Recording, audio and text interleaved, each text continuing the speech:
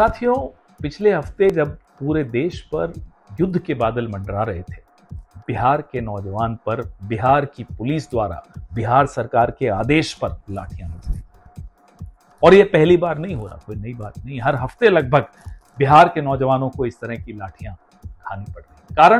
कारण कि वो अपनी हक की आवाज उठा रहे हैं, अपनी मांगे। इस बार क्या मांग थी?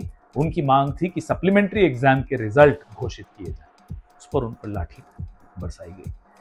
बिहार का जो शिक्षा का इंफ्रास्ट्रक्चर है वो जीर्ण शीर्ण अवस्था में, जो बंदरबाट की जा रही है भाजपा और जेडीयू की सरकार, उसका नतीजा यह है कि बिहार के नौजवान को देश विदेश में पलायन करना पड़ता है। और इस पूरे कई ऐसे मुद्दे हैं, नौजवानों से जुड़े हुए मुद्दे हैं। तो शिक्षा न्याय संवाद कल 15 मई को राहुल जी हमारे नेता प्रतिपक्ष हैं और अनेक नेता कांग्रेस के पूरे बिहार में जाकर ये संवाद स्थापित करेंगे नौजवानों के साथ। आप सोचिए, 3 साल की डिग्री, जायज बात है कि 3 साल में खत्म होनी चाहिए और डिग्री मिलनी चाहिए।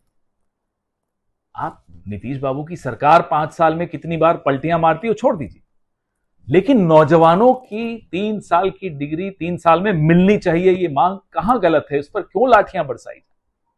कभी बीपीएससी के छात्रों पर लाठियां बरसाई जा रही हैं। तो ये खत्म होना आवश्यक है, ये बंद होना निहायत जरूरी है। नौजवान तो रीढ़ की हड्डी है किसी भी देश या किसी भी समाज की। उनको आप इस तरह से प्रताड़ित करेंगे, शोषित करेंगे, तो कैसे समाज सही चल पाएगा? कैसे कोई भी प्रदेश तरक्की कर पाएगा?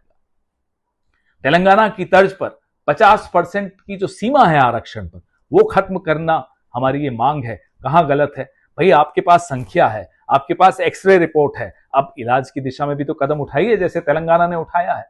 हम बार बार कहते हैं कि संविधान का अनुच्छेद 15(5) यानी कि निजी शिक्षण संस्थाओं में भी आरक्षण की व्यवस्था लागू हो, ये तो संविधान में लिखा है।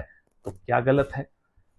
ये जो शिक्षा न्याय संवाद है, ये एक मील का पत्थर है बिहार की, न केवल राजनीति में, बिहार के भविष्य का रास्ता इस संवाद से निकलेगा।